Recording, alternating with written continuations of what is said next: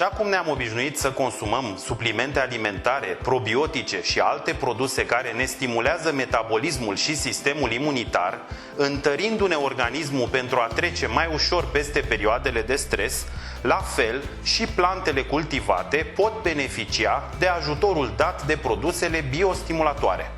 În general, produsele biostimulatoare sunt considerate a fi orice substanțe organice sau sintetice, dar și microorganisme care, aplicate singure sau în combinație atât la sol cât și foliar, stimulează și echilibrează procesele naturale din plante, ajută la absorbția și eficientizarea nutrienților, stimulează activitatea microorganismelor benefice din sol și cresc toleranța plantelor la stresul provocat de condițiile de mediu.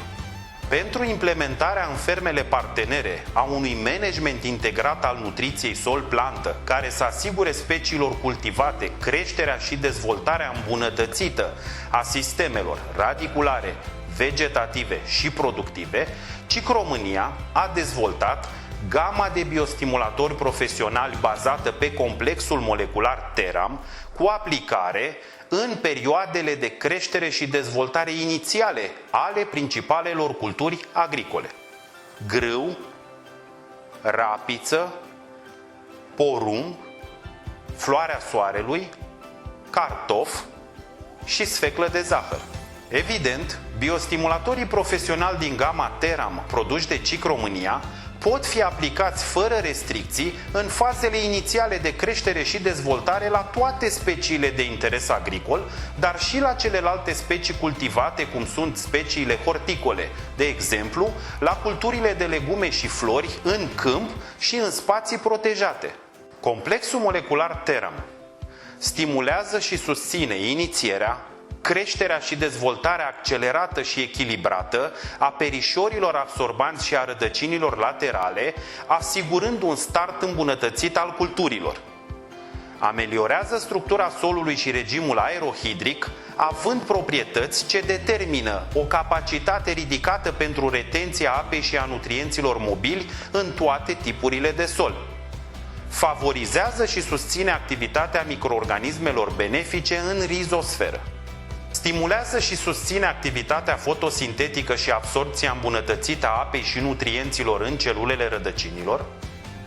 Eficientizează transportul apei și elementelor nutritive în plantă, prevenind dezechilibrele nutriționale în stadiile inițiale de creștere.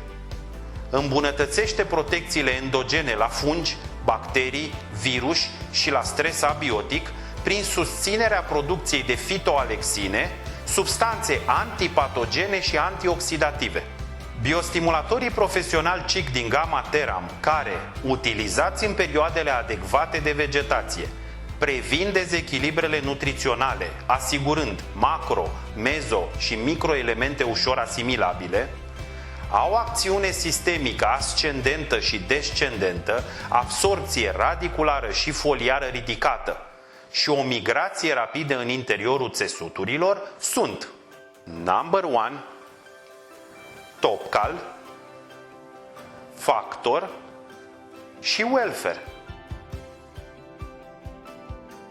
TERAM Number 1 stimulează înrădăcinarea și producția de masă radiculară, optimizează arhitectura rădăcinilor pentru utilizarea îmbunătățită a îngrășămintelor aplicate la sol, stimulează și optimizează fotosinteza și transportul apei și zaharurilor în țesuturi, asigură creșterea și dezvoltarea îmbunătățită și echilibrată a plantelor tinere în stadiile inițiale de vegetație, minimizează impactul stresului hidric și reduce stresul indus de alți factori abiotici, erbicide, secetă, îngheț, și crește toleranța plantelor în condiții de salinitate.